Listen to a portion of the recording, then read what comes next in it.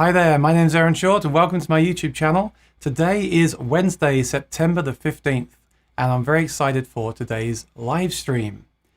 So I've wanted to have a luthier on as a guest for a while lately.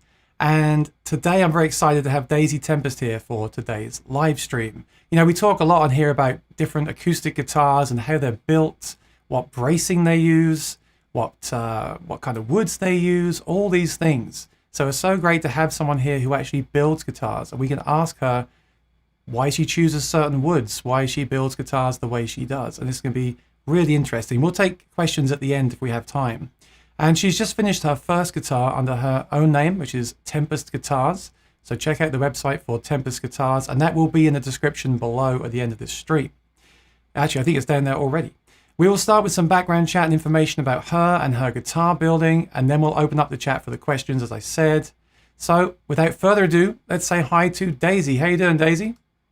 Hello, Aaron. How This are is you? great. Yeah, thanks so much for joining me. So where are you? Where are you in the UK right now? Where are you? I am calling in from London, specifically North London in Islington, where I've just moved. Oh, great. So yeah, Congratulations. Yeah, great. happy to be here. Love it. Well, I used to live in London before I moved to America, and that's how we met, and we're going to talk about that in some detail. So before we get into things, I think we should say hi to people because we've got a great crowd here already and lots of people saying hi in the chat. So I'm going to bring them up on the screen so you can see them. We've got David here. He says, "Good afternoon, Aaron and Daisy." We've got Professional Procrastinator, which I can never say. He says, "Hey, Big A." I guess he knows that I'm 6'5". Hopefully. Marianne says, "Hello, Aaron and Daisy." Hi, Marianne. And Colin says, "Good evening from both in the UK." And Professional Procrastinator is in the UK as well. Oh, great. We have Represent. very strong UK audience today. So Susanna Penrose says, "Hi, Aaron and Daisy, watching from the UK." It's my dad's fiance. Big Oh, up. great. Hi, nice to meet you. Jim says, "Hi, Aaron. How is this going to work with Maury?" So Maury and I do a show about Martin guitars on a Monday, and I think he's going live right now. But we announced on Monday we're both doing streams, so people have to choose if they're looking to buy a Martin guitar right now. They're watching him. If not, they're watching us. And at the end of the day, they can watch it on replay anyway. So I think that's fine. Bernard Smith says, "Hello from Suffolk, UK." Great. Oh, that's near where I'm from. And Yeah. where you're from, I think. I am from Suffolk, and I think you're Yeah, from Norfolk, right? So it's like we're that's like right. neighbors. It's such a small world. That's what we realized, isn't it? Such a small world. It's crazy. Sandy Hill says hi from the UK, and Patsy Smith is in Suffolk as well. And who says seems to be a UK dominated chat. Yeah, anyone in the USA here apart from me? I mean, I'm in the USA, but everyone thinks I'm in London all the time because of my accent. An honest mistake. Yeah. Rosalind says hi from Connecticut. Hi. Oh, there we There go. you go. There we go. Hi, Rosalind, representing the east side of the USA. And Professional Procrastinator says, "I'll have to see if it meets my high standards before I decide whether to give the stream a like or not." Wow, I feel the pressure now. Let me just loosen my collar a bit because we've got to earn Professional Procrastinator's like. Ken is 23 miles from Nazareth, where the Martin Guitar Factory is. So that's cool. And Rosanna is here. She is in the UK, and she's moderating the chat tonight. So thank you, Rosanna. I appreciate it. And I don't give my likes away too easily or it cheapens them. Oh, he's put a smiley face. Okay, I think he's kidding. Lee is here, says, "Hi, Aaron and Daisy." Lee is also moderating. Thanks for doing that, guys. I appreciate it. And I'd not heard of Daisy before. Is that her doing a cover of Issues on YouTube? If so, it's really good. Yes, it is. And I think that cover is pretty awesome as well. So thanks for saying Thank that. you. Check that. I'll put all these links below later on at the end so you can go and check them out at the end. Yep, so Susanna is in Norfolk. And Lee says it's really hard. So Lee is trying to watch 2 live streams at once. Lee, I was going to say maybe you should watch us and Rosanna should watch Maury or something. I don't know. I'll let you figure that out. And Brad Miller is here from Florida. Great to see you, Brad. So I think we're going to chat for a bit, Daisy, and then I'll keep an eye on the chat, but I think I'll ask people to give you questions like towards the end. I really want to cover like your background and talk about the guitar, show the guitar, show your artwork and get into that, make sure we have time to cover all that. And then if we've got time at the end, we'll take some questions because I imagine people have questions about, how you build a guitar and all these kind of things like I do. So if I don't cover something, then feel free to ask in the chat later on. All right, so shall we start with how we met? Yeah, this is quite a bizarre coincidence, wasn't it? It I mean, is. do you want to tell the story or shall I? I want to tell it from my perspective, and then you tell it from your perspective, because Okay, let's do because that. because this is pretty amazing. Like I said earlier, it's a small world, and this will just show you what a small world it is. So yeah, let me start with my background first of all. So I was a tutor in London until about 2010, and I moved to America. And yesterday, not yesterday, when was it? Like a year ago, I was watching Tony Mm. Policastro's Acoustic Tuesday, and a lot of people here maybe watch that if they're acoustic guitar fans, because he's one of the only kind of acoustic shows on the internet. You know, like I guess mine is pretty acoustic focused as well, but his is all about acoustic guitars, and it's a big production. He's been doing it for years, and he's really great at it. So I was watching his show, and he had a female singer guitarist that builds guitars, and it was you. And he said, and you can go back and find this episode again. I'll put this in the description. You can go and watch the episode if you want to later on. He said, "This is Daisy Tempest," and I thought to myself, it's like it was yesterday. Tempest, where that's such a unique name, right? Where have I heard that name before? And I thought about it for a day or two, and then it came to me. I had a student at the college I worked at called Freddie Tempest. Actually, he kind of went by two last names, but I think his stage name was Freddie Tempest, right? Yeah. So I kind of put it together, and I thought maybe you are, his sister. So I went online and looked you up, and I figured that you were, and I didn't know if I should reach out or not because I thought, it's a very personal thing. Let me just close that box. But thank you for subscribing. I appreciate it. I was thinking it's a very personal thing, and I didn't know if you'd want me to reach out, to be honest with you. That's the truth. So I decided to message you, and I did message you, and I tried to be really like friendly and nice about it. And you said, yeah, you said, I'm really glad you reached out, and that's how we met. And then we've just been, we've been friends on Instagram ever since. And I said to you, I cover acoustic guitars on my channel, and when you make your first guitar under your own brand, would you come on and talk about it? And that's what this is, right? So, That's it. Yeah. so and you know what happened yesterday? I was watching Acoustic Tuesday again, and he mentioned you again. He did. Tony is such a wonderful person and he's been so supportive. I think he's I actually know. doing a feature on me in next week's episode or in a few weeks' time. But he always makes sure to include me whenever I do something, or he's just so inclusive and Yeah, lovely. He's such a nice person. But yeah. yeah, it was pretty crazy to be contacted by somebody. I remember when you contacted me, I think I was in the workshop or something, and I think it was during the pandemic. I was in Mm, quite a bad place, and just to get this message from you as somebody who knew my brother, who unfortunately passed away shortly after you taught him, for me to kind of have that message come through as a sort of coincidental nod to his life and just like entering the guitar industry, because that I before I he died before I got into this, mm, so he's never really been he's never been a part of it. I picked up a guitar after he died because I needed some kind of form of connection. I think I was a little bit depressed, and I didn't really know how to feel close to him, and I think the guitar really did that for me. of um course. when I Yeah. was 16, and he taught me a bit of guitar before he died, and it was definitely a way that I felt closer to him. So for you to pop up all these years later was really special, and it Mm. made me really happy. So I'm glad you did, and we get to be here now, which is really nice. And so I guess in a way he is now a part of, right? Because I knew him, and now I know you, and that's, yeah, it's really quite Absolutely, amazing. yeah. It's really quite amazing. And I wanted to say, before I left, I was playing a few last gigs before I left, and he came to one of my gigs in Fulham, and Did he? that really meant the world to me, because I always thought he was so talented and so cool, and he showed up to my gig, and that really meant the world to me. And actually, the real Ting is here, and the real Ting was in that duo with me. I'm gonna put it up on the screen. So this is a friend of mine. We used to do a duo together in London, and we were playing real Ting. Remind me where this was. It was opposite Picture and Piano on the corner And they often said that Prince William and Harry drank there. And sometimes we played at the back, and this time we played at the front. And it was right before I left for America. And Freddie came and he said, I'll never forget it. He said, I like you. I listened to your album. I like your song In Between.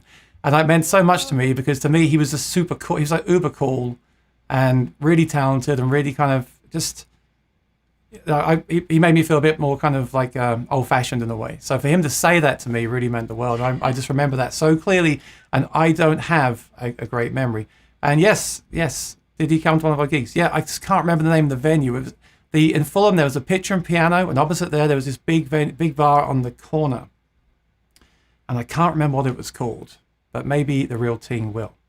But anyway, that's how we met, and I think it's such a great story, and I'm so glad that Tony is supporting you, and I hope by being on here that we can, promote your guitars and your brand as well.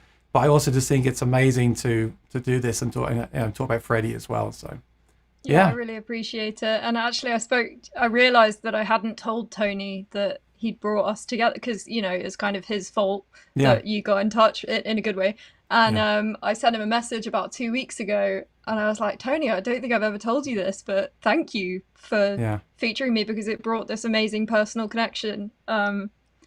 Obviously he sent a lovely message back, and I think it touched him a lot. And he's gonna be watching this on catch up. He asked me to send him the link, so great.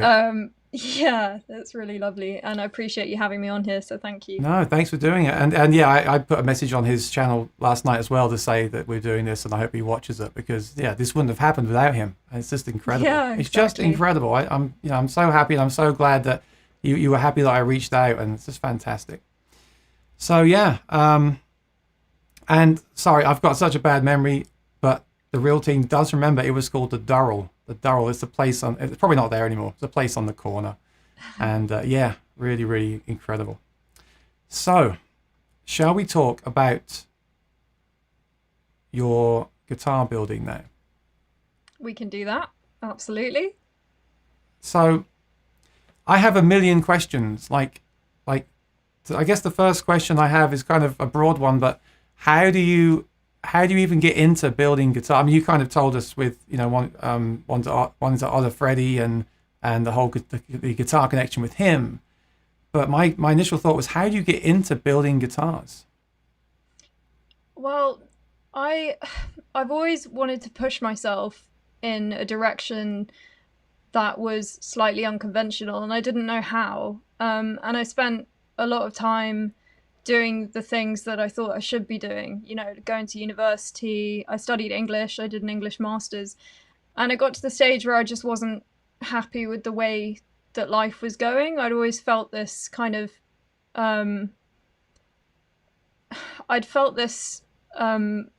kind of inability to, how do I word this? I suppose I always knew that I had to do something different, but I got older and older. This was back, touch the microphone. This was back when I was in my early 20s, and I realized that nothing was happening like I wanted it to. Like, I was ending up like everybody else. I was ending up in a degree that I just hadn't really no interest in. And I kind of woke up one day and realized that maybe, I would have to start doing something if I wanted things to change.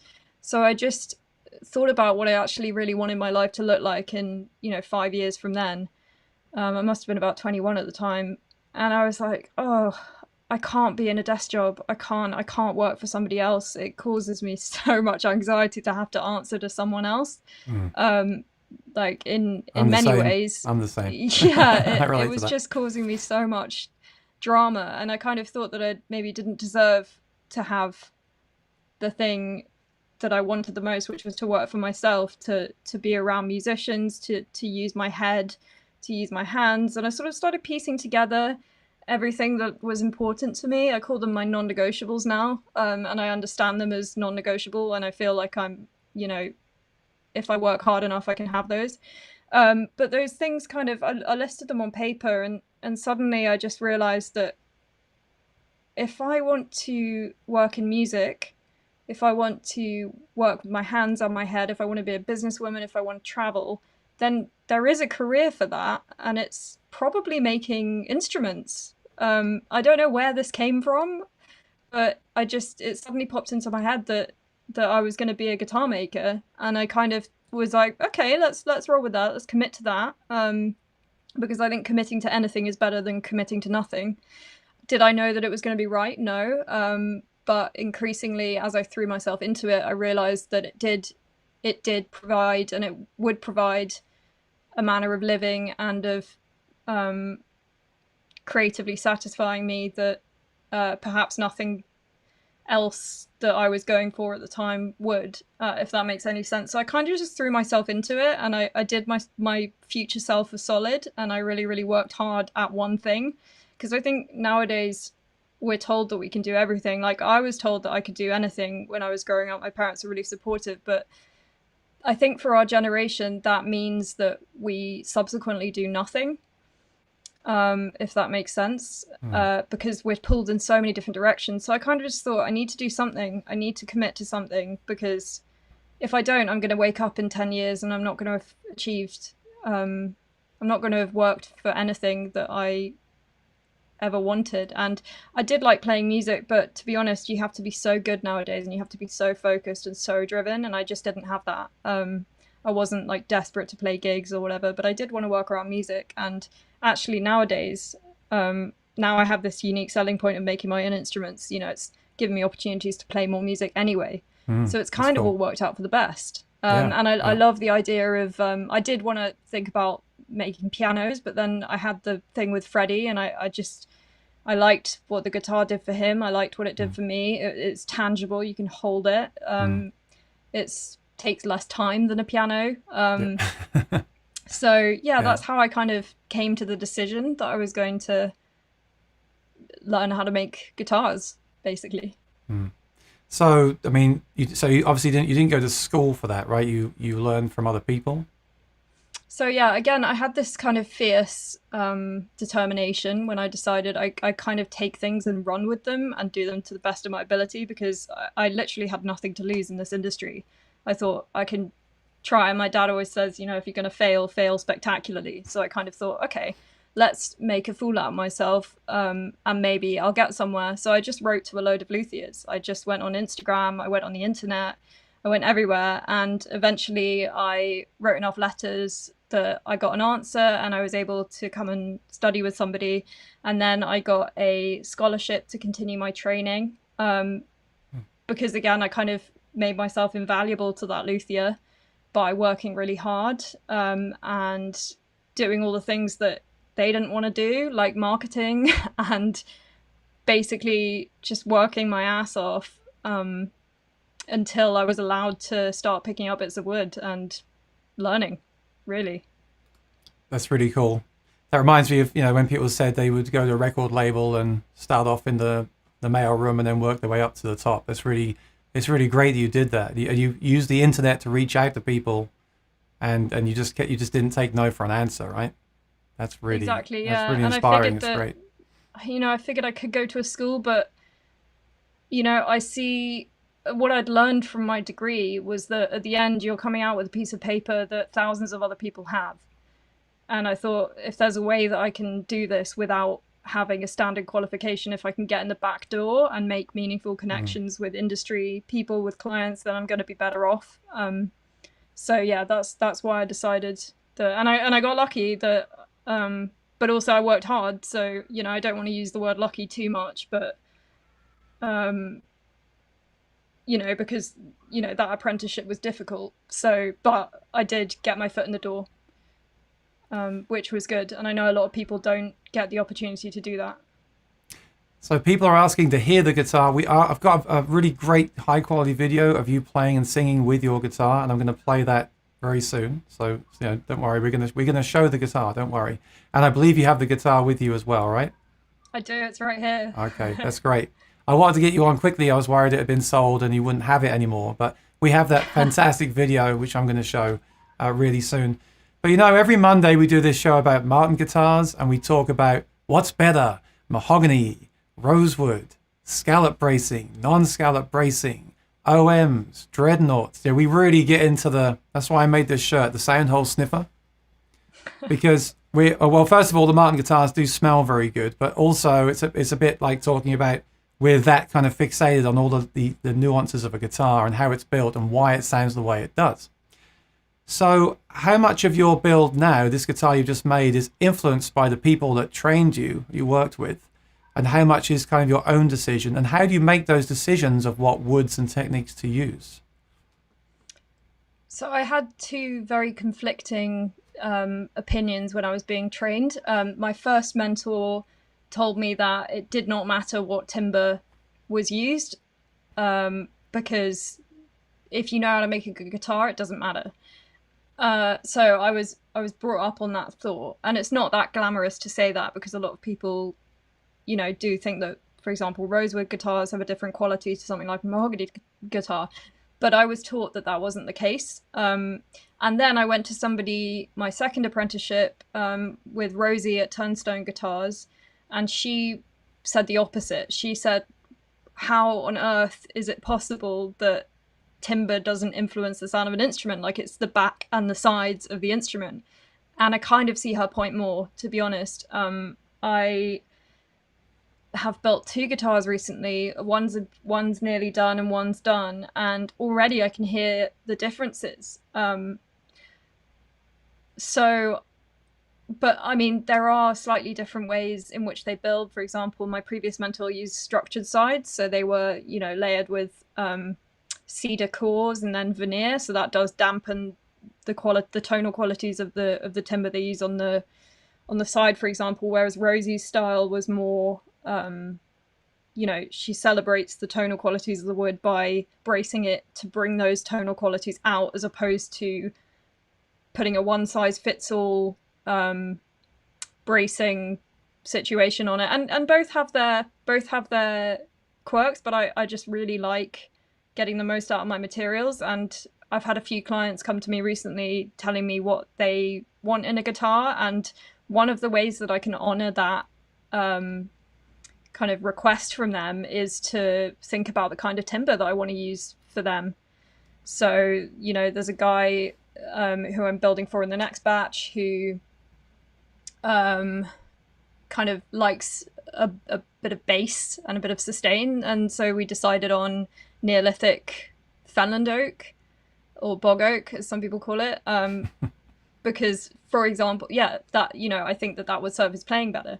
So I was pulled in a few directions, but what I've decided is that I'm going to celebrate the properties of the timber that I use, and I'm going to use it as a tool, as opposed to kind of just do a one-size-fits-all purely aesthetic thing. I think both the sonic and the aesthetic qualities need to be celebrated and used.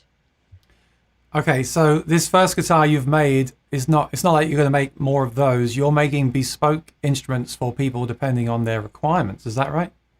That's right, yeah. And sometimes I might make duplicate instruments in the sense that the timbers are similar if there's one that works out really well. And I think, for example, if somebody plays a guitar that I've already made and they say, that's perfect for me, I'll make the same again with certain perhaps aesthetic or ergonomic changes. But I think if, for example, the timber that this guitar is made out of is Padauk, and it's just a really great timber, especially juxtaposed with an Adirondack spruce top. Like, they complement each other really well, so I'd be very happy to make that instrument again because I know it works. And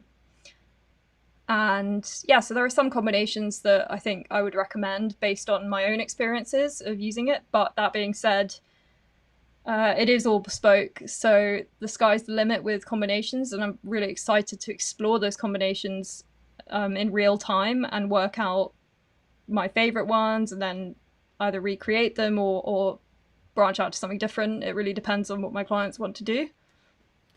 That's really cool. So have you, how many guitars have you made or helped to make where what these woods kind of sound like? It sounds like you're working with, we talk about mahogany and rosewood, you're talking about woods I've never even heard of before. So how and by the way, I love the video you made where you did like an animation, because Daisy's also an artist and musician as well, and she did some really cool animations to explain like what quarter sawn woods are and things like that. And did you do one that explains the different tones of different woods, or did I think I'd like you to do that? I think you thought you'd like me to do that. I think I will do that, Aaron. That's a really good idea because again, I think in this industry, a lot of people assume knowledge, and luthiers do that. They just assume that people know everything. And for me, as I'm not a massive nerd about this kind of thing, like I have to learn on the fly.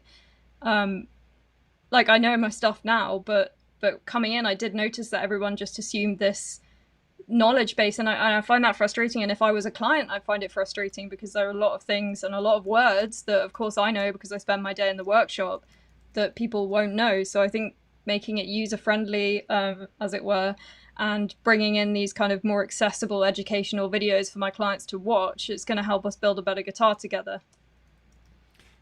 Exactly. It just made me realize, like, we're fixated on Addy versus Sitka, rosewood versus mahogany with Martin guitar, but you're talking about woods I've not heard of. They may be in the same family, but there is a lot of that. Like a lot of people are still thinking about the difference between mahogany and rosewood.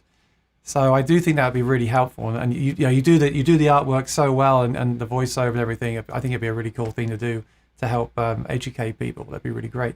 Can you grab the guitar and talk us through the specs, please? I can. It is here. It's been played a lot recently. It's really, sorry, my voice. It's really opened up. I'm really happy with it. So yes, this is it. I've christened this the Fox guitar because it boasts a really beautiful, quite red back and sides, which is African Padauk. The reason I chose Padauk is because I think it looks amazing. Like just celebrating that material is really important to me, and it's also a really good substitute for the kind of tonal properties you get with a rosewood. It's really, really resonant. It sounds unbelievable, just straight off the back of being cut up. It wants to sing, it wants to make music. So that's why I chose this, and it's for a client who's a musician, and he kind of wanted a workhorse, an all-rounder. So Padauk's going to really do that for him. I've got a mahogany neck. I've got the signature Tempest kind of heel cap, which is carved into a sort of flying V, as my old mentor Rosie christened it, the Tempest flying V. And we've got Goto 510 tuners on the back here, with a volute. It's sort of oh yeah, wow, nice to put your hands around. And we've got some copper fret markers there, which sort of mini circles, which you can see. The the rosette is actually hand marbled antique end paper that I've dropped in there. It's from a collection that used to sit in St James's Street in London. And when I say end paper, I mean off kind of antiquarian books, you know, those marbled papers that sit either end of book. Wow. Book pages, I guess. I inlaid some of that there, and I've juxtaposed it with a really subtle copper line just to kind of catch the eye. I don't know if you can see that on camera. The bridge and the fretboard are made of something called Rocklight, which is like a sustainable alternative to ebony, but I will probably move away from Rocklight because I find some of the processes involved with making Rocklight are not super good for the environment, which is something I found out doing a little bit of research afterwards. Is that like rich light, or? It is like rich light, yeah. Okay. And also it doesn't really shine up as well as ebony, but that's just personal preference. So I think I might move away from Rocklight. I've got an end graft. Nice. You can see just a really simple design there, and I think that's it.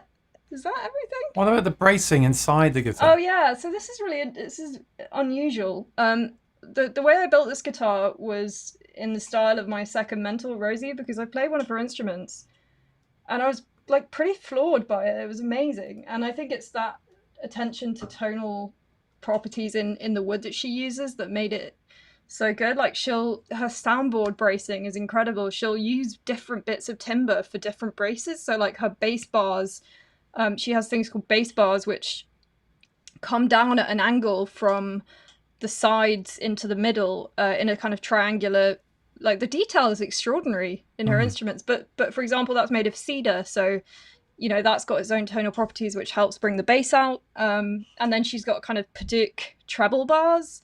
And again, we spoke about how the Padauk is so resonant. And she kind of has like 4 or 5 different species of timbre just in her soundboard, which all do a different thing and all play a different role, which I just find fascinating. That is really interesting. But I didn't want to kind of take anyone's word by gospel. So she said to me, look, you can watch how I do mine and we can do something like that. And then she said, well, why don't you brace yours like your previous mentor? And then you can see how the styles pan out, because I did the sides like she did hers, and I did the top and the back like my old mentor did. So it's kind of a hybrid guitar between the Samoji style, who's a builder out in California, which is where my training comes from, my initial training, and the kind of turnstone method. And I'm really pleased with the result, but I think Rosie's way of using all those timbres on the soundboard just really fascinates me, and I think I'm going to do the next one like that. I think it's really, really cool. Also, it looks amazing, like the palette of colors that she explores are just gorgeous. But I digress. The sides of this guitar, the kerfing, what you might call traditional kerfing, are individually glued in blocks. This does a few things. It manages, the reason we have kerfing is to create surface area for the top and the back to glue onto. But it also, frees up a bit of room for the top and the back to move as much as possible. Because if you have a really, really solid lining, some builders do that, and that's okay. But, it looks really cool to have the individual blocks. It does, yeah. B, it does look it's cool. it's kind of interesting to kind of free up as much room as possible just from a weight perspective. Because you want it to be as light as possible, really. I do. As a player, I find it difficult when there's a super heavy guitar on my lap. Yeah. So it's quite nice to have that extra bit of weight alleviated by having gaps. And it looks cool, which is important. What else? So what is that body size? Is it comparable to an OM, a Dreadnought, It's kind of like a triple O. Triple O? About the same. It's maybe somewhere in between a double O and a triple O. I have some pro photos I want to show on the screen, because obviously the stream the quality doesn't do it justice that photos do. Look at that. That's just stunning. Absolutely stunning. So what is that wood on the top? So that's Addy, right? It's Adirondack. Yeah. Yep. We did a test on Monday to see whether people prefer the Addy or the Sitka, and the Addy won. I do think Addy is. Yeah, I think Addy is a great choice. Obviously, it's hard with like a production guitar because they're not using it very much. But if you can use it, I think it's a great choice. Yeah, and it's got a really nice grain on top as well, hasn't it? The kind of lines you get is really cool. Yeah, that looks really, really fantastic there. Wow. And I got some more here as well. And you can see the linings there. Yeah. So and the side struts, you see those bars which go across the sides. They're to they're longevity things. So longevity things. They're called side struts. So if there's it's good. What Rosie's build style does is protects against it makes sure the instrument has longevity. So little details you'll see throughout the instrument are there to kind of make sure that it's got the kind of support and the quality that you really expect when you're investing this much money in a guitar. It looks really clean. Like I don't see any glue marks or any like chalk writing or anything. It's super, super clean. Is that something you're obviously you're aiming for, right? You want the inside to be as nice. And I've got some photos to show you later, which are really cool, of some art that Daisy's done inside the guitar, and you'll see how the inside of the guitar is so important to her as well. That top looks awesome. Is that must be the light, right? It kind of looks white, like very white. The top of that guitar is that the flash of the camera? No, there's no flash going on. It's just I think in this bedroom light, it sort of looks a bit more yellow, but it is quite white. It's quite creamy. Yeah, I love that. Especially juxtaposed with the fox red of the Padauk. Looks really amazing. So yeah, wow. What did you tell us what the bracing was inside? Sorry, yeah. So the soundboard bracing or the back bracing or both? Well, I was really wondering, is it scalloped or non-scalloped? Define scalloped. And your thoughts on that. When you cut away the center of the bracing to kind of make it resonate more. So it's kind of a mix. Like I go for tall and thin. It's not scalloped, and I don't think I've scalloped any middle. I brace in the Samoji style, or I brace this top in the Samoji style. So I've got an X brace, and it's sort of wing braces are involved. It's hard to, I'm a visual person, so I find all this terminology of like, I just kind of know what I do, and I don't know what it's called. But no, I don't think, that's not very helpful, is it? I should probably know what you mean by that. Maybe in the photos later we'll see it. But forgive me, because a lot of my terminology and understanding just comes from Martin Guitar, right? And obviously that's not the, I mean, they're great. They came up with so many fantastic, like the Dreadnought and things like that. They make great guitars, but of course when I speak to you, I realize there's so many more woods and techniques and ways of doing things. So part of that is just me. Like in my mind, it's like, is it scalloped or non-scalloped? Is it rosewood or mahogany? That's the only options. But then talking to you, there's all these new things, and like the way you glue those individual pieces inside and everything. This is the stuff I hadn't even thought about before. So it's really, really quite fascinating.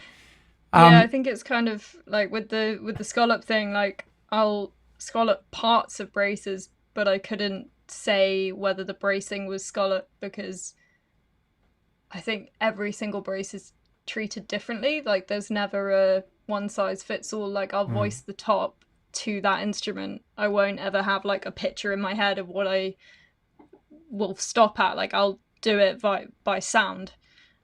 So if I have to take a bit off a brace, then so be it. If it's sounding like it. But on one guitar, if I take off a certain amount, it won't ever be the same as another guitar because all timbre is different. All guitars, these guitars are different, and I'll do it by sound. So I suppose that's just how I've learned. But how do you know? Have you made like prototypes, or you just instinctively know what to do to a guitar to make it sound a certain way? I have a frequency which I aim for, and my ear remembers what I'm going for. Like I can tap the soundboard when I'm voicing it. It's called voicing when you remove material from braces to kind of pitch the guitar or tune the guitar. I have a frequency in mind, which is my preference, but again, I'll kind of do it by, I can also feel when it's responding correctly in the way, but because you do things like the binding and you stick a neck on it, like after you've braced the soundboard and glued it on, things change.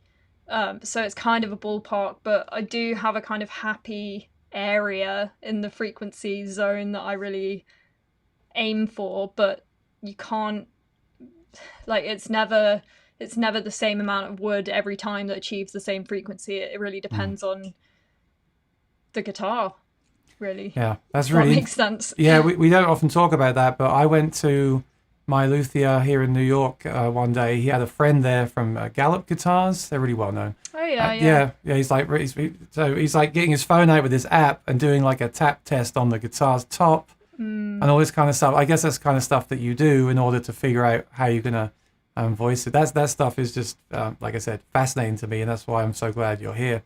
I think we should show your video. We'll take a few minutes to show your video and give ourselves a little break. And when we come back, we could take questions from the viewers. I'm sure they have many. Right. I can see some right now. So I can go back and work my way through those. And if you've got a question you want to ask, then just ask it.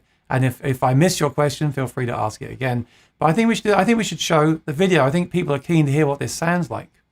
And you're also going to hear Daisy sing as well. I will say this, if you're watching the replay, there is always a chance, because this is a cover, there's always a chance that YouTube will make me cut this out. So if you watch this replay and it's not there, then you can see this video on Daisy's Tempest Guitars YouTube channel, right, Daisy? You can. So that's just a word of warning, but we're going to watch it right now. So we'll be back in a few minutes after this performance. And what's this song called? It's called Sophia. It's a track by Laura Marling. Laura Marling. Okay, great. So enjoy, and when we come back, we'll take your questions. Here we go.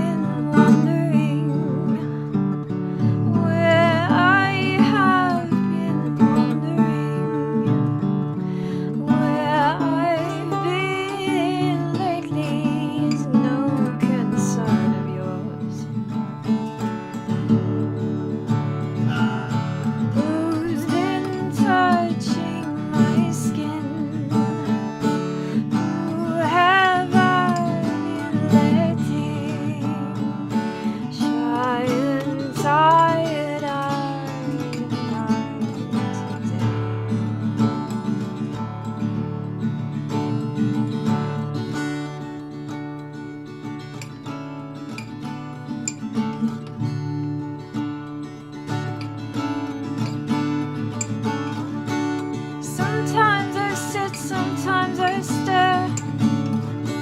Sometimes they look and sometimes I don't care. Really I weep, sometimes I must. I'm wounded by dust.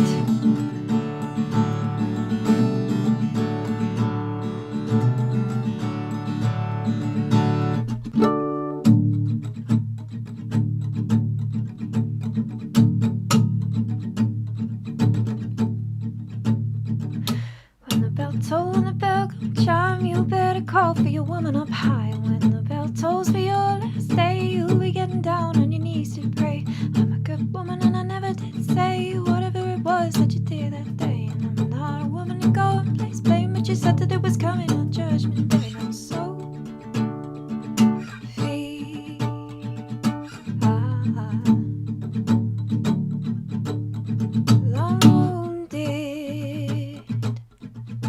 by dust.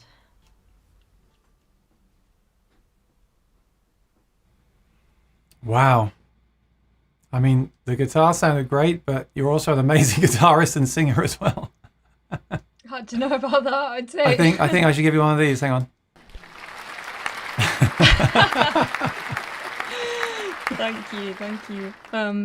Yeah, I don't know. Wow. It's hard to kind of feel like the best place to probably listen to that is on the actual video, but even then it's so hard to get across the sound of an instrument on record, really. But Well, anyway, you're going to have more. I think you've got more videos coming soon, right? So make sure you I do. subscribe to Tempest Guitars on YouTube and ring the bell, because there'll be more videos coming soon. That's just like the first one. Like that just came out, so that's really cool. I'm sure that's brought up many questions about the guitar. I had a few myself. Like, I noticed you don't have your name on the headstock. Did you ever think about that, or? Not the name. I do want to put. I've got a little logo, which is just a really, really simple sort of circle, and I might put that on there. But I really felt for this, I just wanted to focus on the build quality. Right. And when I feel like I can explore headstocks, then I will do something there. Okay, so what I'm going to do now is I'm going to start going through the chat and looking for questions. And Nick Campling is here of G7th Capos. Good to see you, Nick. Oh, hi, Nick. And I'm just going through because I'm obviously ahead of the chat. But yeah, make sure you put your questions in the chat and we'll answer as many as we possibly can.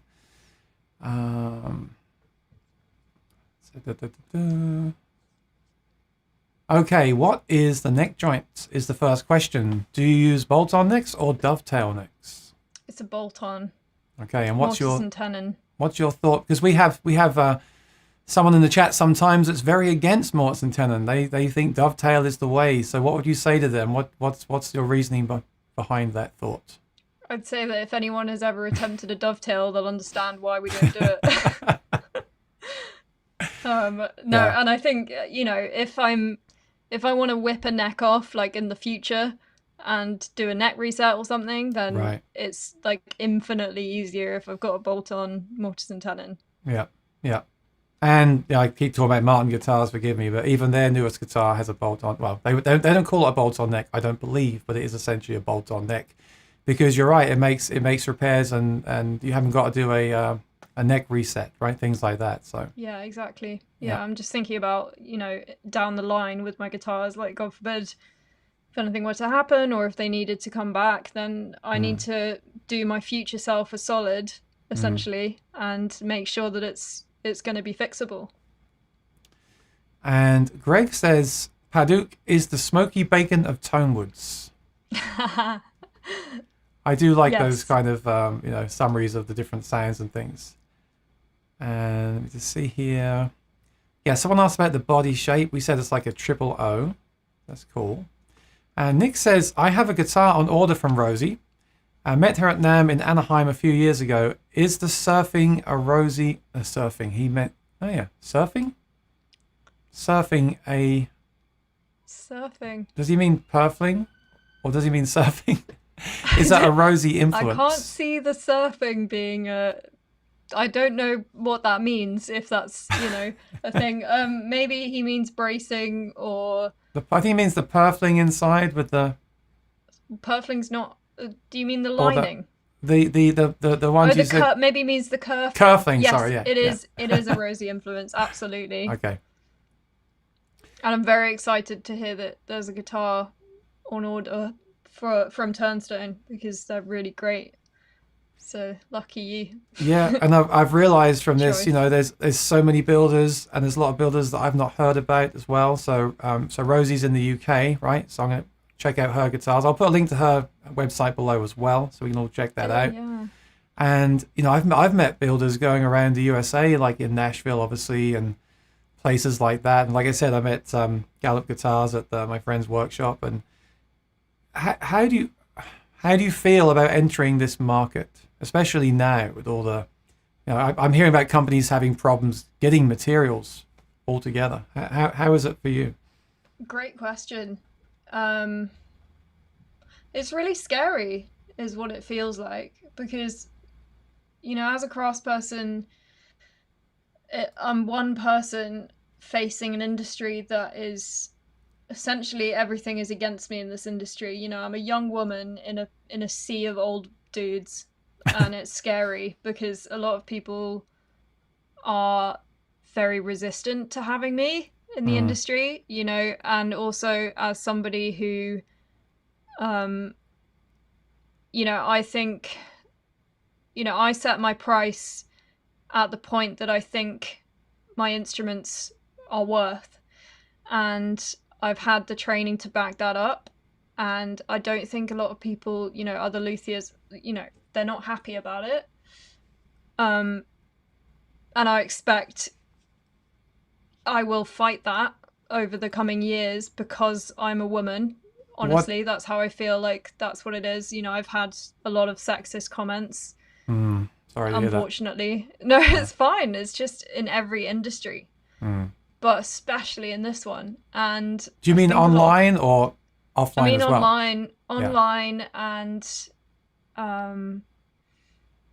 yeah, it's not easy. It's not, but it kind of makes it easier in a way, because I know how ridiculous it is. Like, I know that it's just because of ingrained sexism, and I know that I don't need to listen to people like that. I also want to bring my brand in a direction that hasn't really been done.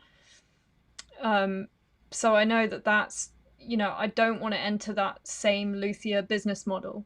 I don't want to do that. I have a huge emphasis on the things that most of my contemporary luthiers don't enjoy doing. Like, I love being a businesswoman. I love doing social media. I love making educational videos, all the stuff that actually luthiers don't really enjoy, because of course they're in love with their craft, and I am too. But I'm really trying hard to push myself out of that market and tap different ones, because not many people know that lutherie exists, ultimately, like, unless they're super into their guitars, So I think there's a real market to be tapped there, and I kind of want to, I don't feel comfortable in this industry. I really don't. Just because of some sides, unfortunately, that I've seen of it. However, there is, on the flip side, there is an amazing network of supportive people like yourself, like Tony Policastro, like Can I just Rosie. stop you for a second? Like, Tony is here, and I think we should give him one of these. Tony!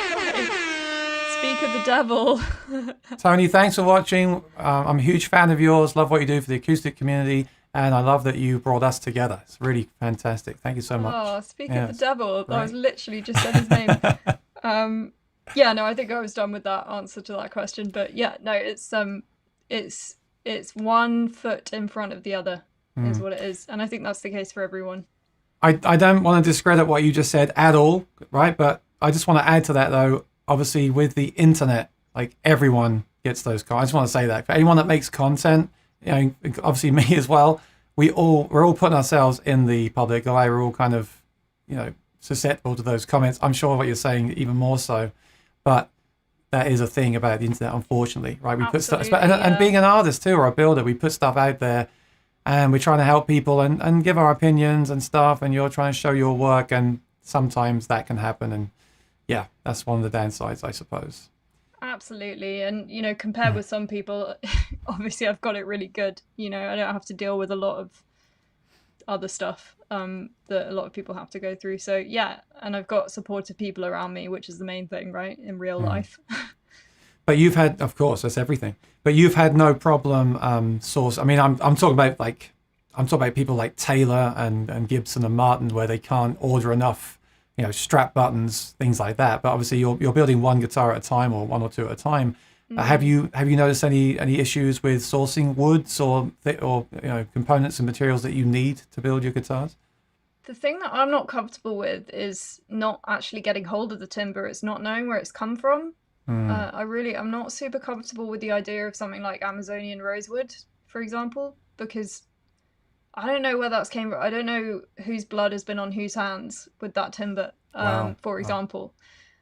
So I find it, I would be much more comfortable saying to, if a client came to me and said, I want some African blackwood, I'd say, with respect, no, because I don't think it's a very responsible choice for the planet, first of all.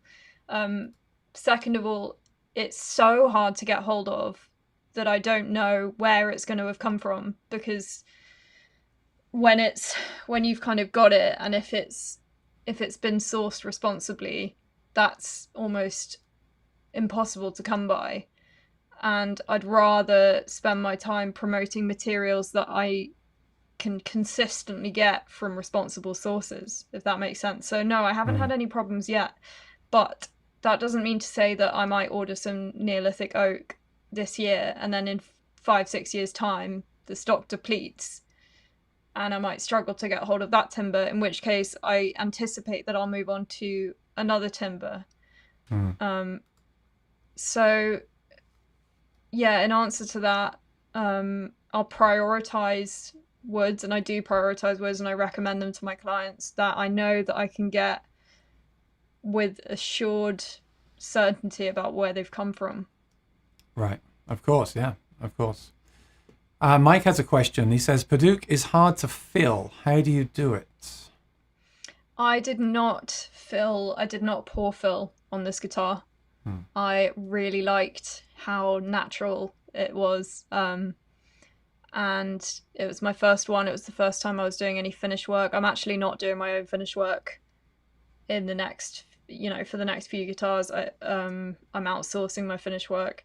But for this one, I needed to learn about finishing, and I felt like the best way to do that was to see what the wood did in all its natural glory. And I think the Padauk looks amazing when it's not got pour filler. So yeah, I didn't have to cross that bridge. Is the back of are you using like a gloss finish on the back of it, or is it natural? It's satin. Satin, okay. And but it has a top. Is the top satin as well? Everything is satin. Everything. The musician likes how it feels. So yeah, but I will use high gloss finish moving forward, I think, unless it's requested again. Some say, like Cole Clark, say they don't use that because the tone is better, it can breathe more without the gloss finish. Have you got thoughts on that? Yeah, so it's a constant way up, like with every part of guitar building, like with this guitar, this musician wants the guitar to be loud. He wants it to be right. For enjoyment sonically, and he likes the way the satin feels, so that's why we went for satin. It is a little bit more easily damaged, so you have to be a bit more careful, but it does give that tonal support, as you might say. But the high gloss finish looks amazing. It's perhaps more durable, but it just looks incredible. Like it's like mirror. But yes, some people say that it does have an effect on the tone, but it's quite minimal. It's always a trade-off with everything. Right. So everything's a compromise sometimes, right? Exactly. Yeah. Spoon Phillips is here. Hi, Spoon. How you doing? He says new Addy can be very white without the toner compared to Sitka. Yeah, as we can see in that photograph right there. And Charlie is here. So Charlie was also in the music class. So Charlie, thank you for supporting us. Thank you for being here. It's great to see you again. Yeah, we've kept in touch, and I've got such great memories of those times. Professional procrastinator says the shape appears to be much more angular in the waist and volute than many guitars. What inspired that direction?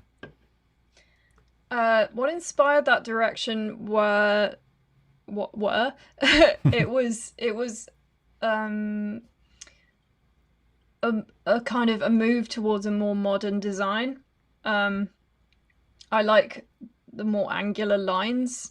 I think that the instrument needs pushing forward in different directions. I'm not saying that my direction is the right direction. I think it's all completely subjective. Of course it is. And some beautiful, curvy shapes they have their place as well. It's just for my brand, I felt like it spoke to my design aesthetic the best to have a different shape. I'm inspired by architectural and automotive design, and I felt like my guitar should have a more modern look as opposed to a more kind of traditional Martin, not replica, but I think it's tempting to kind of not use your own head design wise and kind of do what feels natural to the eye in terms of what you're familiar with. So I really wanted to push myself out of those boundaries and do a design that I thought was different and necessary and aesthetic, I guess, but I do want it to challenge the eye a bit, and also just it feels comfortable in my lap. Especially as a woman, like, instruments aren't often designed with us in mind, and this one kind of is more. I think it's designed to sit in the lap of everyone, be it man, woman, or child. It's comfortable, See, I'll get some bad comments now because I'm going to bring Tony's question to the top of the pile, because without Tony we wouldn't be here. So I think it's fair enough. That's true. Right? And by the way, I mean we've had like Chris Martin, Larry Fishman, Lloyd Baggs on here, right? But this is probably my favorite interview because I have this amazing personal connection. And you know what? There's another thing I want to tell as well. Tony says he used to work, I think he worked at the Old Town School of Folk Music in Chicago, which is this amazing place where they do like lessons. They have a store. It's like if you play acoustic guitar, you go there. It's like this whole community. And also you can study there, you can perform there, they have concerts. And before I even moved to America, I was going there because I've got a brother in Chicago. So I was going to this place. I think I was trying to get a job, to be honest with you. But I was just hanging out there to see if I could get some contacts, get a job there. And he may have even been there when I was there. I think that was around 2008. And I don't know if that place is still there. I'm pretty sure it is. But what an amazing place. We need more places like that. It's just absolutely incredible. But yeah, so forgive me. Today is really taking me back. I'm the kind of person that kind of lives in the moment and thinking about what I've got to do tomorrow. But this whole stream is just taking me right back throughout my entire life. So he says, Daisy, and I thought something like this as well. While building this guitar, was there a single moment or step in the process that tested your patience? And if so, what was it?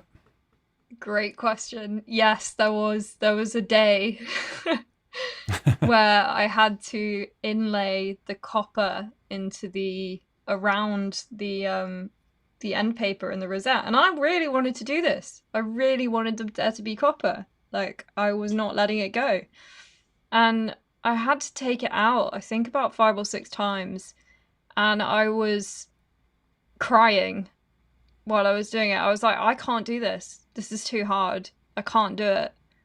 And I had to go outside and I had to call some friends and I had to like get out of my head and see what a baby I was being, because all I needed to do was walk away and come back. And lo and behold, I walked away and came back and it was fine. And those are the moments that I think really test me as a builder, because often it's not about skill, it's just about having a clear enough head that you can sit and look at the problem in front of you and work out how to tackle it. I've got all the skills I need. It's just about having the mental serenity, I guess, just to sit back and use your head and not panic. Because when materials don't want to do what you want them to do, that's when your ego gets in the way and you just want to rip it up.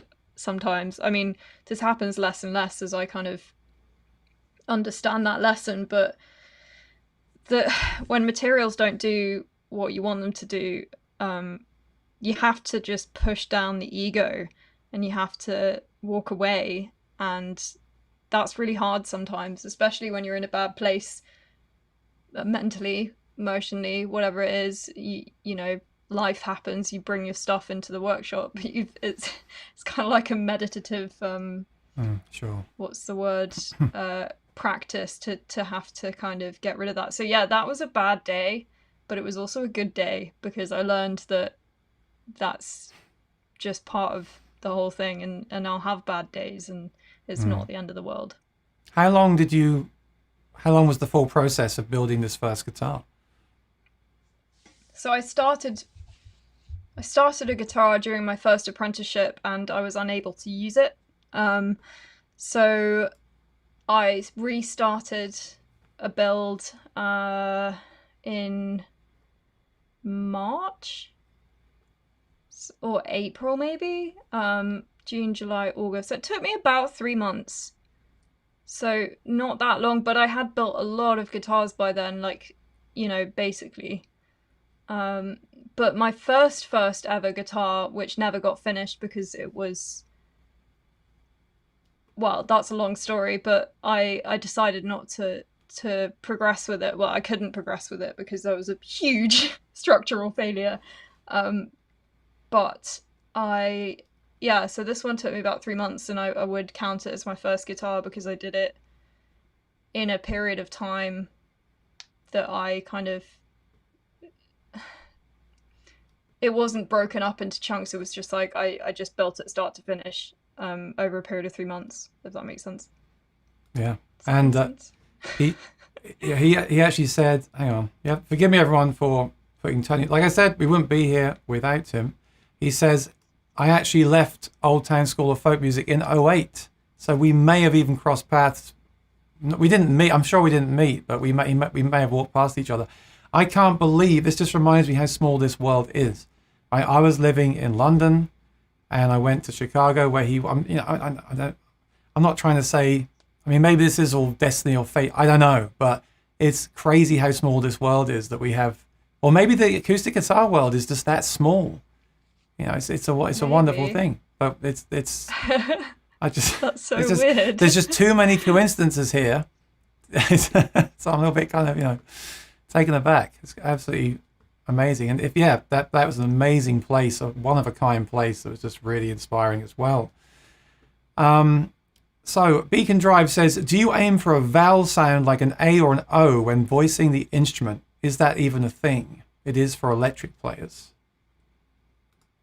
I have never come across it, if that is a thing, and I'm interested in that. So maybe I'll have a look into that. But no, it's all about frequency for me. Do I sing to the guitar when I voice it? Like, do I sing it songs with vowels? Yes, and see the way it responds.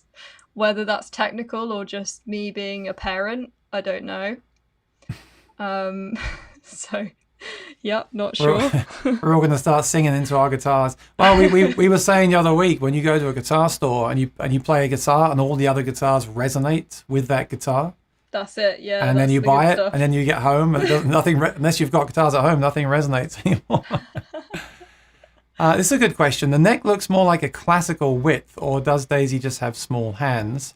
And what is the actual width of the nut on that guitar? So, one thing to know, I'm very small. I'm not very big at all. So it's probably me, but I think the nut is 44.4 millimeters. So it's standard. It's not a it's actually quite a skinny neck carve on that. But yeah, I am quite small. I think that's probably the best answer. You have to remember that steel string. When you're watching people demo guitars on YouTube, you have to remember how, because if we're sitting there and we look the same height, right? I'm 6'5". I know my name's Aaron Short, but I'm 6'5". So if I stand up and hold an OM, it looks like a 3/4 size guitar. So Do you know what that's called, Aaron? When your name matches your, or rather, when your name doesn't match your. It's called an oxymoron, but don't call me a moron, please. No, it's called antonymic nominalism. Antonymic nominalism. There you go. Okay. That's the official line. I might just say using that. I find it easier to say oxymoron. I know, but it makes you sound cleverer if you can say I know, but I'll have to watch the replay and learn that for next time. I hope I'm saying it right. Yeah. He also said, does that body shape, volute, and neck width form part of your signature for a Tempest guitar, or will it change with every guitar you make? It does. It stays the same. Yeah, it'll be signature. I mean, other builders do it. Like I take the volute from the Somoji style. The body shape's mine, and the neck width they'll all be the same. Cool. Then we got a load of virtual applauses, which we're used to these days after the lockdown, of your performance. Seabass, I presume, says wonderful performance. The Real Ting says sounds like Open D. I thought that too. It's Open D, right? Correct. It is Open D, and I should probably specify that more frequently because I think it confuses people. Yeah, no, I love Open D, and it puts the guitar to work, so I like that. Yeah. And Rosanna gave you a round of applause, and the Padded Pillorum gave you a flame, and Sandy Hills gave you a round of applause, and Spoon Phillips gave you a round of applause. That's sweet. Thank you, guys. And Ken Llewellyn's here. Good to see you, Ken. Yeah, if you're new, please subscribe and ring the bell. I'd appreciate it. And also remember to check out Daisy's Tempest Guitars channel as well. Everyone's saying hi to Tony Policastro. And then, okay, good question. And I want to show the pictures of your art inside the guitar because I think that's really cool. I think people are going to like that a lot. But there's one question here before I show those. It says, why is your logo the way it is? Why is it the circle? I worked with a graphic designer, and I think that it is brilliant. I love what he did. It's so simple and so clever, and I always read. I love design. You know, I think it was like Mies van der Rohe or someone who said that good design is the elimination of every unnecessary detail, and I just think that logo completely encapsulates that. So I think it's fantastic. I love it. Yeah, I mean, there's so much. I asked you, how do you build a guitar? But then there's this stuff of like, how do you, like I said, how do you get the parts? How do you brand? How do you market yourself? There's just so much that goes into this. I mean, how do you make a YouTube channel? How do you make the promotion? Like, there's so much to think about that we're not even addressing today, which is really, really cool. I just want to say this. Tom Fruth says, Daisy, thanks so much for sharing. I'm an amateur guitar builder, and you are a tremendous inspiration. That's great. That's really great. So let me show you these really nice. Cool photos. Let's take a. We'll come back and do some more questions, but let me just show you these really cool photos of. Well, first of all, here's you in the workshop, which is great. Mm-hmm. And then this is the art I was talking about. So is this that guitar? No, that's one that was built during my first apprenticeship, and that is the structured sides that I was talking about at the beginning of this stream, which make a really nice edit. To be fair, but and I might go back to building like that. I just don't know yet. I might do a few experiments, but yeah, the reason behind the purpose of these kind of like whimsical little edits is to kind of talk about or kind of represent the fact that the work on the inside needs to be as pristine as the work on the outside. Yeah. And that's kind of what they represent. They're just a bit of fun. I completely agree. And you've taken this to a new level. Let me just show you this on the screen here. You see, I've got the whole thing of sniffing the sound hole. You've actually gone inside the guitar and made an art exhibition. It's really cool. So how do you do this? Is this physical, or is this done with the computer? No, so they're done on Photoshop for obvious reasons, I guess. But it started out as a bit of fun, and then I did So I did that one and people liked it, and I was like, okay, cool. So I did another one, which was a little collaboration with my friend Chris, who's quite a famous skateboarder. Mm. And I was talking to Chris about Oh yeah, just I've got that general too. I've got that one. stuff. Yeah, There you that's the go. one. So I was That's having a awesome. chat with Chris about just, I don't even know what we were talking about. We were talking about woodwork, I think, and how it's quite similar to skateboarding. Mm. And I was like, here, wouldn't it be funny if we managed to collaborate on something? And he was like, oh, why don't you do one of your inside of the guitar things, and then you could do me like skating. Well, I don't think he said do me. I think he said you could do a skater, and I was like, okay, I'll just use you then. Um, and yeah, that's how that happened. And then I went to visit a friend for this recording studio. When I went to visit a friend in a studio that he has called the Axis. It's in Bermondsey, and he showed me round, and it was really cool. And I just finished up a soundbox at the time, and I was like, oh, I'll just do the Axis. So so yeah, that's how that happened. So the next one I'm gonna do might do another collaboration with somebody cool. We'll see. It's just a bit of fun, as I say. I wonder if someone will ask you to do this in one of your guitars. Actually, physically do it, like the Kind of graffiti. what I'm hoping. That Yeah, would be interesting, wouldn't it? would Like, be. especially this one here. Maybe Yeah, I think that would someone be cool. would say, "Hey, just for me, like I'll know it's in there. Can you put that artwork inside the guitar?" That'd be Yeah, especially the that'd be graffiti. amazing. Yeah, that'd be I think that would be amazing. kind of cool. Yeah, Yeah, yeah, really, really cool stuff. All right, we'll so see. yeah, yeah. Let's go back here to our questions. So, if I miss one, then please just type it again. Forgive me because I've got a lot to scroll through. Spoon Phillips says dovetail and mortise and tenon lead to different sounds, as does true bolt-ons. It's a matter of personal preference as to what kind of sound you like. Okay. I was always taught mortise and tenon. I think the guitars sound good. I'm not going to think too much over it. I know I do it well. I know it's probably not a very interesting answer, but it's the truth. Taylor's NT neck is effectively a bolt-on. Yeah, exactly. But with a Taylor, you can put a shim in there to change the neck, and you can easily adjust it. I mean, like we said, right? Everything. I talk a lot about acoustic guitar pickups on my channel, and there's this whole thing of everything you put inside the guitar is a compromise. Okay, so that's the same with building a guitar. Have you got any thoughts on amplification? Is that even something you've thought about, or are you just focused on the pure acoustic properties? It's a whole nother world. I think if a client asked me to put a pickup in, I'd probably go with an LR bags or something, Okay. because I know they work. But again, it's a rabbit hole that I anticipate when the time comes, I'll enter. I also have, Yeah. I have luthier contacts who will be kind enough to help me out, like Rosie. She's at the end of the phone. She's very experienced. Yeah. So she can help me out, and I think I'll be open to listening to clients as well if they've got something that they like. So yeah, that's something that I anticipate exploring in the future, but not so knowledgeable about at the moment. I have about 20 demos and reviews of different acoustic guitar pickups on my channel. If you get bored one night, you can sit There and we watch go. that Perfect. playlist. I'll just look at your channel. And That'll be yes, great. it is a big rabbit hole. It's best avoided. So I'll just say that. Brad says, "Hi, Aaron. You should show Daisy the guitar I sent you a picture of the other day." You did send me a picture, but I don't have it with me, Brad. But thanks for being here.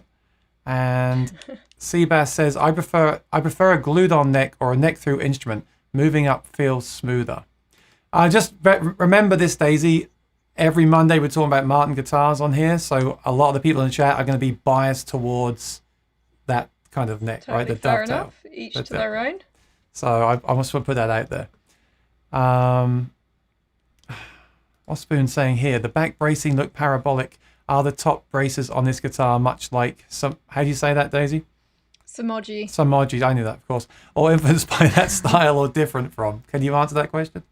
Yeah, I'm not really sure what parabolic means. But yes, the top braces are exactly like Samoji's guitars. To answer that, yeah, it's braced in the Samoji style.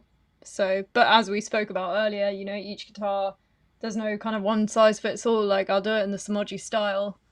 but it'll probably end up looking a little bit different to Irvin's work. I don't know. Pooh Ninja says throw some. By the way, Pooh Ninja is a good friend of the channel. He's on all the streams all the time. If you go to a live stream about music, he's usually there. And some of us think there's more than one Pooh Ninja. We're not sure, but he does say throw some thumbs up on the stream. Yes, please do. It all helps. And Charlie said I need to head off, but I'm incredibly happy for Daisy for making her guitars. She's amazing. Thank you, Charlie. Appreciate sweet. that. Thank you. And everyone's saying hi. Okay, Gavin says, is the move to London business related? Is it business related? It's business and personal. Yeah. So do you have like where do you build the guitars? Do you have a place you work from or you do it from home? I do. I decided I was going to move to London based on a few, again, personal life things. And I applied for a award, I guess, that gave me a workshop space in London, and I got that award. So I have a space in London now, which is pretty mad. So it's down in South London and I live in North. So I get a nice little commute every morning, but I'm moving into that workshop on the 1st of October. So I'm really excited. Jack the Rabbit, it's been a long time since I saw you here. Hope you're doing well, my friend. Says, hey to Pooh Ninja. And he also said, I hate this industry as well, Daisy. I wouldn't go with hate, but it's testing. But the good people outweigh the bad like a million times over, so it's all good. Of course, and that's why we want to do things like this and put those good things out there. But I understand what you're saying, Jack. Jasper says that thing booms. Very cool to see a young artisan creating quality instruments they take pride in. I think that being a female in the industry will only fuel your success. There you go. So Jasper's looking at it in a very positive way about the quality in the end. Yeah. Oh,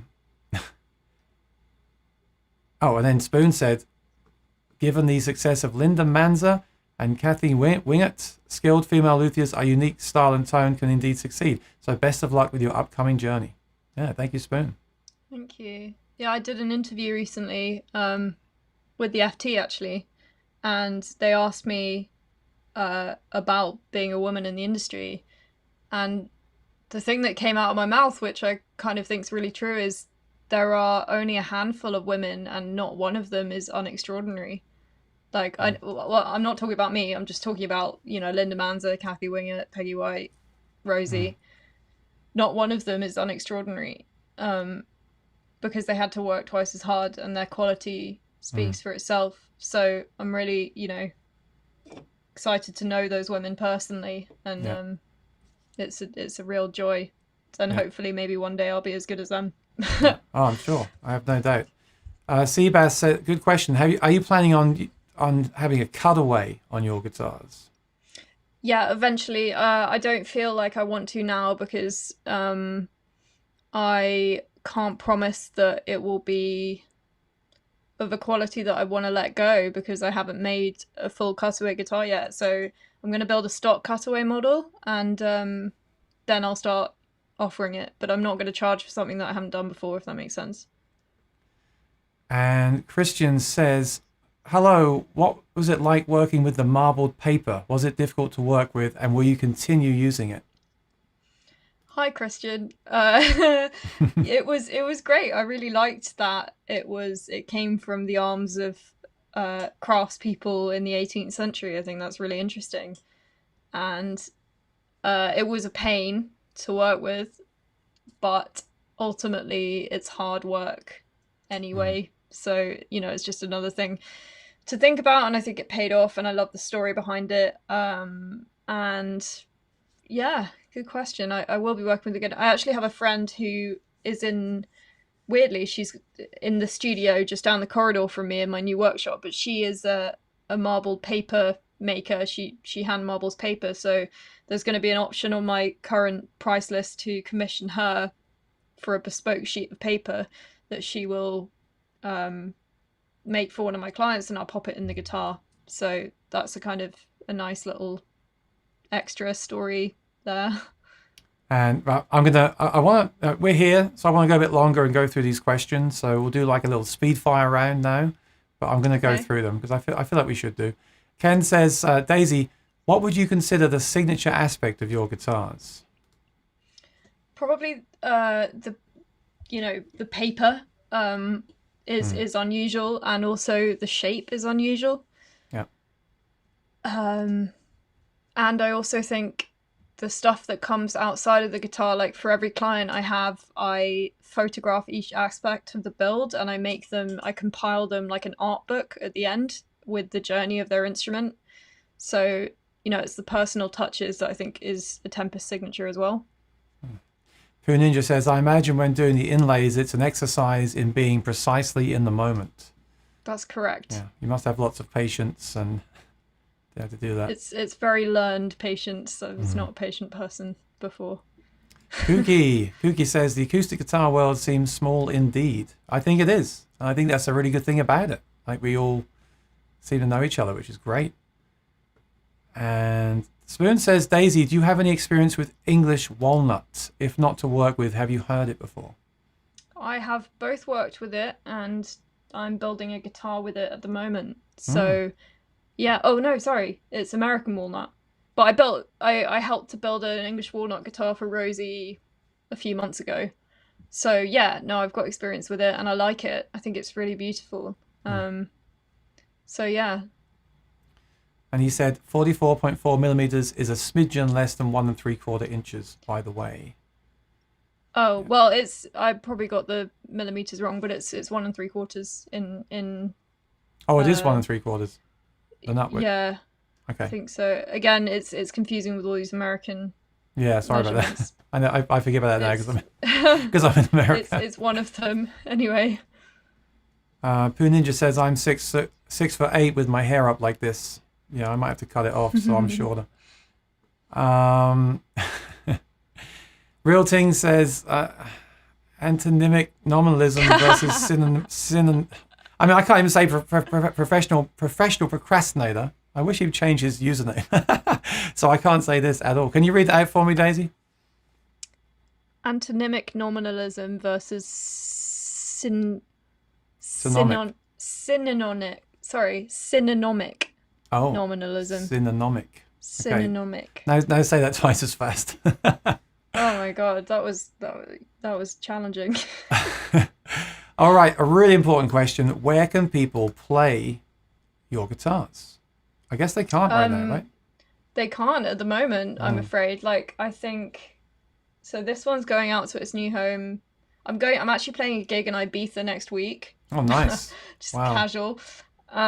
So that would be nice. And then after that, I've got to give it back to its rightful owner. So this is sold, and you're now working on another one that's been sold. This is gone. I'm working on another one which has been sold, and I'm only building. I'll probably squeeze in a stock build at the start of this current working year, and I'll probably make that more available for people to play if they're in the UK. So yeah. Well, I hope one day I'll see you at the NAMM show with your booth and all your guitars there. Will. And I'll get to play them. Alex says, I'll now work on incorporating those words into the lyrics of my next song. Yeah, good luck with that. That could be our contest on the channel. You have to write a song with those lyrics.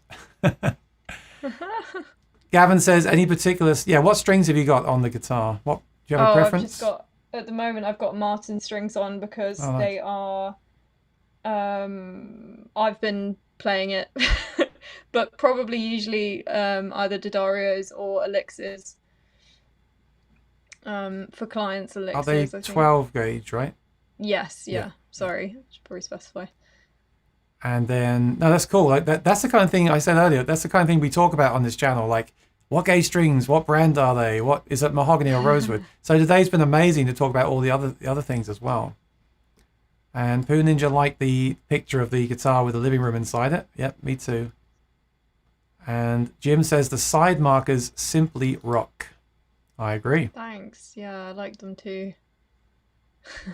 And okay, Jet Boyd says, I've been following the build progress and happy for your achievement. Do you plan on having it evaluated or appraised by industry professionals to get objective feedback for your next guitars? Define industry professionals, because as far as I'm concerned, I've got friends who are world-class players, so yes, I will put my guitar in their hands and listen to them. But I'm also interested in just having anyone play my guitar. I don't think that it necessarily needs to be just Yeah. people who apparently know what they're doing. I think it's really valuable to have people who maybe don't know so much to have a bespoke guitar, a handmade guitar put in their hands, and to just say to them, look, what feels different to you about this? What feels, because often they'll come up with things that industry professionals, as it were, probably wouldn't even think to comment on. Yeah. No, I agree. So I think both. Yeah. So I won't call myself an industry professional, but like I've played so many guitars. I talk about guitars on here all the time. I think about guitars constantly. So maybe if I picked it up, my first thought would be, what's the neck joint? What's the nut width? What are the string gauge? Rather than, do I have a connection with the guitar or not? So I think what you're saying is true. Yeah, definitely. And Real Ting says, what's the visibility of the copper markers like? I had brass side dot inlays on a PRS. Found it very hard to see when on stage under stage lighting or dim lighting on stage. I mean, I'm about to play this gig obviously next week, so I'll have to let you know, but there's been no visibility issues so far. I mean, they jump out to me because they're copper.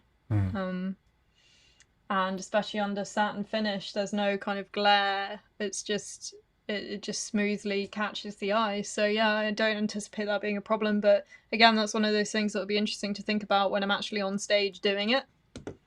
Can I say to him, if he orders a custom, then you can make those larger so he can see them? Absolutely, yeah.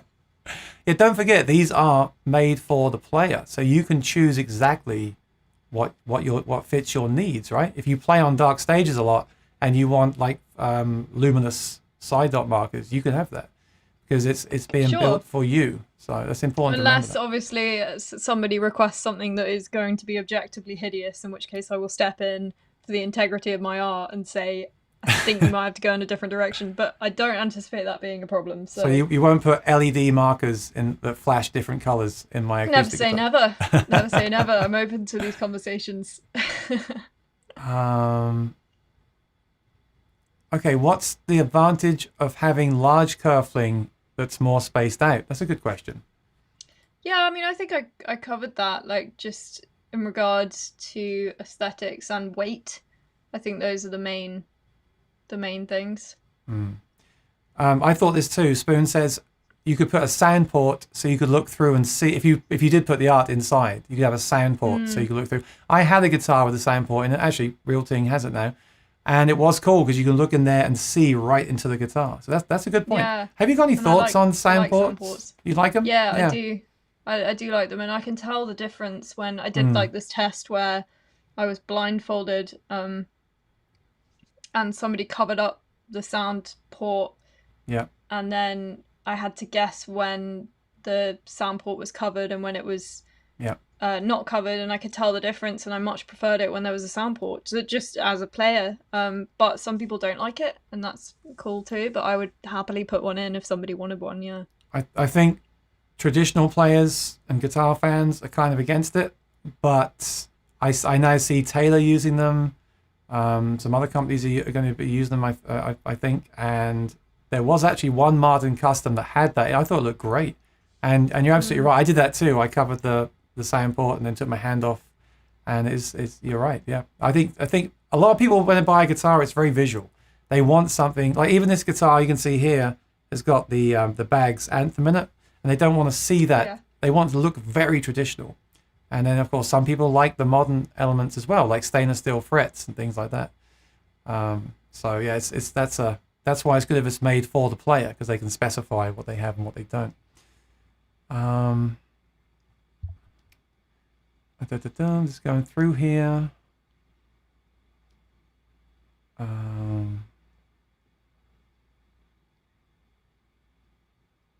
I'm just looking for any more questions. I should have asked people to put a Q if they had a question. I'm just scrolling through. Hang on, bear with me. The marble paper looks awesome. I agree. Thank you, Rosanna. Maury's here. My Monday co-host says very interesting stuff. Maury, perhaps you can stock these one day. I mean, how many of these can you make at a time? If it's just you, right? So are we talking one guitar at a time every 3 months, or? No, I anticipate. So I have these personal relationships with the clients. I want to make sure that they feel looked after, and I can't do that if I'm producing a lot at a time. So I'm going to start with 2 at a time, and it takes me as long as it takes me to do a good job, if that makes sense. I need to feel my way with it. So yeah. Brad says something cool. When Martin Cole made his guitar, he did a pictorial diary. I guess you could almost do like a live stream occasionally or something, right? Of you building the guitar, or a video or something like that to document the whole process. Yeah. You could even go live on your channel like I am now and do like a stream showing you a process. Yeah, that'd be cool. I think people would like that. It's not a bad idea. Yeah. Yeah. And Bimo, hey Bimo, how you doing? Says, do you have a specific frequency you aim for? I can't tell you that. Oh, that's a trade secret. Sorry, Bimo. It's a trade secret. I'd be very told off by Urban's apprentices. Yeah, we can't tell you everything. Have you thought about building other stringed instruments like ukuleles, violins, things like that? Yeah, I mean, maybe for fun, but I've just mastered this, and I think I do it okay. I do it well because I've learned how to do it well. So maybe in the future, but right now that's what I'm. Of course, yeah, of course.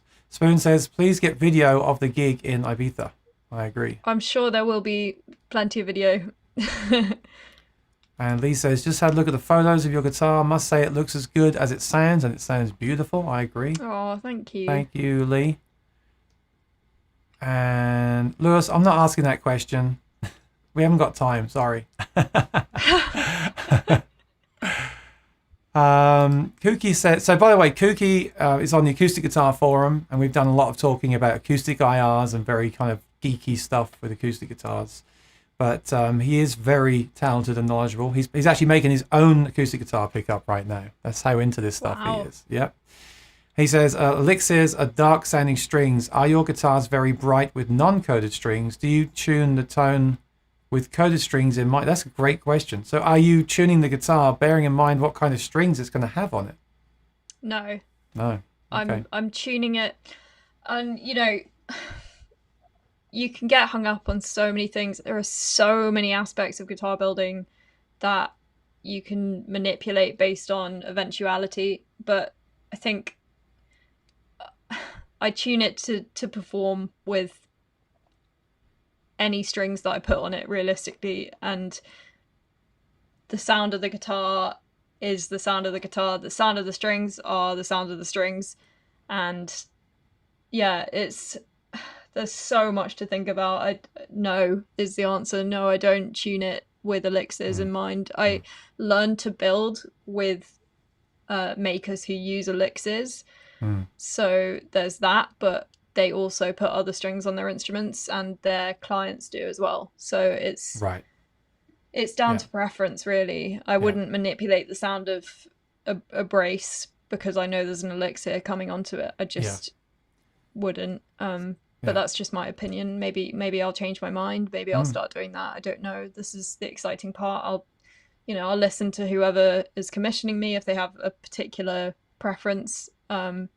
But yeah. Again, someone could say, I want to use elixir strings. I want a bright sounding guitar, and you could then have that in mind. Right. So that's that's different. And I'll say, okay, let's think about timbre that we can pair with that. Let's think about the bracing, all of that. If they came to me and said that, but do I kind of, with a stock model, do I say I'm going to put these strings on it, so I need to account for that? No, I don't really. And so I'm working Daisy really hard today. So thank you, Daisy. I really appreciate it. We're almost at the end of the questions. You are. I'm so happy. Past my bedtime already. I know. It's so late there in the UK. And I wanted everyone to come and support today, but of course they're all guitar fans with lots of questions, so that's good. I think we're almost there. Hang on. Da-da-da. That's interesting. Jack Rabbit says, I had a breed love with the Soundport. I liked it unless I was singing while playing, and I covered it for recordings. That's a good point. You could make a cover for it that goes in. Yeah, that would be kind of cool. That's an interesting idea. Seabass is saving up for one of your guitars. Fantastic. Oh, that's pretty sweet. Alex says, just listen to the demo that we played earlier. Very nice bell-like quality to the tone. I agree. The tone is fantastic. And how did you record that? Just so people know, is that one mic on the guitar, or So two? I've recently just started a partnership with Aston Microphones because I think they're really good microphones that faithfully record to the best of any microphone's ability the sound of an instrument. So I used an Aston Origin, and I used well, you can see in the video, I used one at the 12th fret and one on the vocals, and I didn't do anything to the sound. What did I do to it? I put a little bit of stereo on it, so it's, it kind of split the sound into the headphones, but I haven't put anything else on the sound. Right. So that's how I recorded it. I'll give you one more question, and then we'll wrap up and tell people how they can get in touch with you. Bob says, have you got any opinions on torrefication, like cooking the top of the guitar? Yeah, I think it's wicked. I love you it. Do? Yeah. I just think it looks awesome. And also I love just the idea is so cool. Like it replicates the kind of vintage tone, right? Because the resins crystallize. Yeah. I think that's cool. Like, why not? I think it's fun. I think the color is pretty awesome, especially with some of the paper that I use aesthetically. It really does it favors. And it's a cool word, torrefication, which always helps. So yeah, no, I'm a big fan. If somebody came, I'm actually building with it next batch. I've got a client who wants it. So I'm going to build with, I think I'm building with torrefied Adirondack and Neolithic Fenland oak. So I've actually got 2 guitars with that oak. So yeah, no, it's going to be great. I can't wait to see what it sounds like. I sometimes feel like when I've tried those guitars, they sound a bit kind of duller, like it kills some of the higher frequencies. Have you found that or not? Is it just my experience? Not as of yet. I would pair it with, again, I'm pairing it with a Neolithic oak. Right, that makes a difference too, of course. I think that'll sound cool. I think that'll just take care of it. And also I'll think about what I did on this build was I Adirondack has this sparkly quality to it on the top. I've paired it with Sitka bracing stock because I wanted that warmth that you get from a more folky Sitka sound, and that worked really well. So I'll do the same on the torrefied and maybe brace it with like Swiss moon spruce or something that has maybe some of the qualities that the torrefication process might deaden a bit. But yeah, no, I don't think it's going to be, I think it's going to sound good. Yeah, I mean, it's, like I said, I've only tried a few guitars with it, so I want to try some more to see if that's just my experience. The problem with going to like a guitar store and play, or like like a guitar center and playing the guitar is you don't know who's played it before you. You don't know the condition of the strings or the room you're in, and you really have to like play a lot of guitars to know this stuff. Anyway, we're going to wrap up. So first of all, I want to say thanks to Daisy for doing this. I mean, it's been a very, like we said at the start, a very personal thing. And if you missed the start, then do go back and watch it if you missed that. If you're new here, please subscribe to my channel, ring the bell, because I'm doing a lot of things like this. And I hope that Daisy will come back in the future as well when she's got her 2nd and 3rd and 4th and 100th guitar. Love to. No pressure. And if people want to order or find out more or get in touch with you, what's the best way to do it? The best way is to head over to my website, which is tempestguitars.com. Send me an email, say hi, or hit me up on Instagram. That's fine too. Yeah, that's probably the best way to go about it. Go to the website, right? And you are accepting orders now for 2022. Yes, that's correct. Probably for delivery 23 now. Okay. Unless, I mean, I've got a couple of clients who aren't super fast when they get them, so it's kind of 2022, 23. But again, yeah, it's best to just have a chat with me and we can see if we can fit you in. Would you accept orders from like America, Australia, places like that as well? Yes, absolutely. They are encouraged. Yeah, that's great. It's really great. Yeah, well, it sounded great. It looks great. I love everything you're doing. I love your artwork. I love your music, your singing, your guitar playing. It's all just fantastic. So, great job. I'm really, really impressed. And I've really enjoyed today. Thanks for doing this. It really means a lot to me. And me too, Aaron. thanks for everyone that watched, because without the people here watching, it's not a show. But thanks to Daisy for taking all those questions, because that, I feel like I put you to work today and asked you a lot of questions about what you do. But I think people are just like I was, just really interested in. We're all guitar fans. So how do you build, like I said at the start of the show, how do you build a guitar? What do you choose? And now we know. But yeah, I'm sure there's a lot more to come from you, and I hope we'll have you back here again in the future. And I would love that. Thanks so much again. People are saying the same thing. Nice to meet you virtually. Hope I can try your guitar one day. Seabass says thank you. Lee says thanks, great guitar. Rosanna says thank you both. Really enjoyed this. Very interesting. Your guitar looks and sounds stunning. Brad says thanks. Yeah, you spelled my name wrong. That's fine, Brad. If you if you enjoyed this, then you can really help us by sharing this. If you've got friends that like acoustic guitars, then share this with them so they can watch this as well and learn about Daisy's guitars and also what I'm doing here, of course. But yeah, if you could share this for us, it will really help everyone. So that'd be great too. So we're going to wrap it up, Daisy. Thank you so much. I'm going to say goodbye. Thank you, Aaron. It's been such a pleasure. And thanks everyone for watching. I appreciate it. Yep. We both appreciate it and hope to see you again soon. So go and subscribe to Tempest Guitars on YouTube. All right. Thank you very much, everyone. Take care and be well. And I'll see you next time. Bye-bye.